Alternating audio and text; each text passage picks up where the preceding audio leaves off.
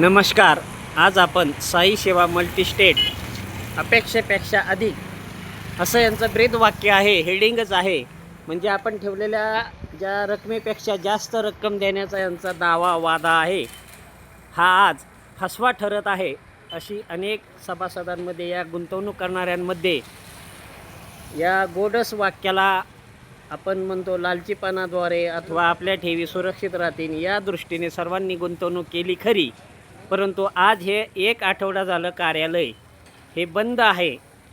आणि या बंद असल्यामुळे मात्र गुंतवणूकदारांचे धाबे दणाणलेले असून ही साई मल्टीस्टेट पतसंस्था ही अपेक्षेपेक्षा अधिक असं यांचं गोडस वाक्य जरी आपल्याकडे गुंतवणूकदारांना भूलभुलैयामध्ये गुंतवण्यासारखं असलं तरी आज मात्र प्रत्यक्षात अनुभव हा सर्वसामान्य गुंतवणूकदारांना खूप वाईट येत आहे की यांचे पैसे हे मिळतील की नाही मिळतील हे फक्त राम भरोसेवरतीच सुरू आहे. तारीख पे तारीख, 1 तारीख, 20 तारीख, 10 तारीख अशा तारखा फक्त देण्यात येतात आणि ठेवीदारांना मात्र फक्त हातामध्ये निराशा येत आहे. तरी अहिल्यानगर येथील ही पतसंस्था असून सध्या मांडवगण फराटा गावातील इतर जिल्ह्यातून आलेल्या पतसंस्थांमधून ठेवीदारांनी आपल्या ठेवी काढायला सुरुवात केलेली आहे. आणि सर्वांच्या सभासदांच्या मनामध्ये मात्र एक भीतीचं वातावरण आहे की आपल्या ठेवीचं काय, चालू असणाऱ्या पतसंस्था ज्या आहेत त्यांच्याकडनंही लोकांनी ठेवी काढायला सुरुवात केलेली आहे. तरी याचा परिणाम हा सध्या इतर पतसंस्थांवरही खूप प्रमाणात होत आहे.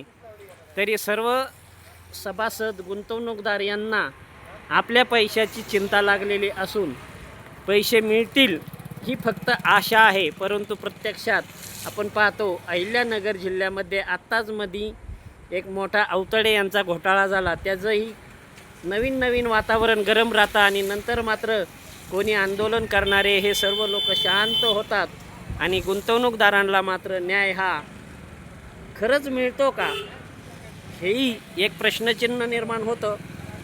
त्यामुळे मांडवगण फराटा व परिसरातील गुंतवणूकदारांचे मात्र साई सेवा मल्टीस्टेट अपेक्षेपेक्षा अधिक ह्या गोडस वाक्याला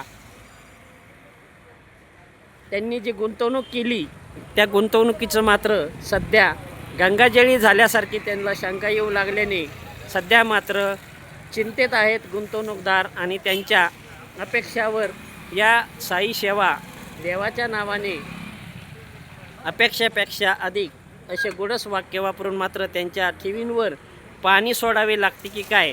शेवटी न्यायाच्या प्रक्रिया ह्या खूप विलंब होतो न्याय मिळवताना.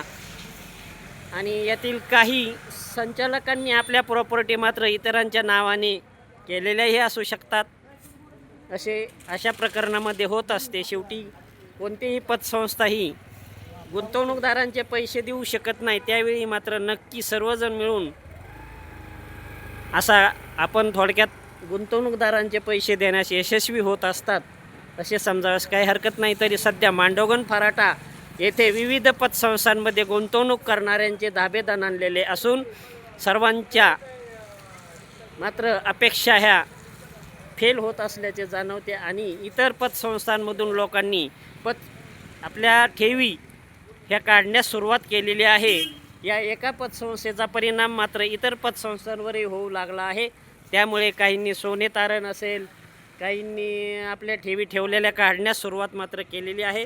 मांडवगण फराटामध्ये हे नवीन नाही. तरी आज मांडवगण फराटा येथे साई सेवा मल्टीस्टेट मात्र फक्त गुंतवणूकदारांना आश्वासनच देत आहे हे मात्र नक्की.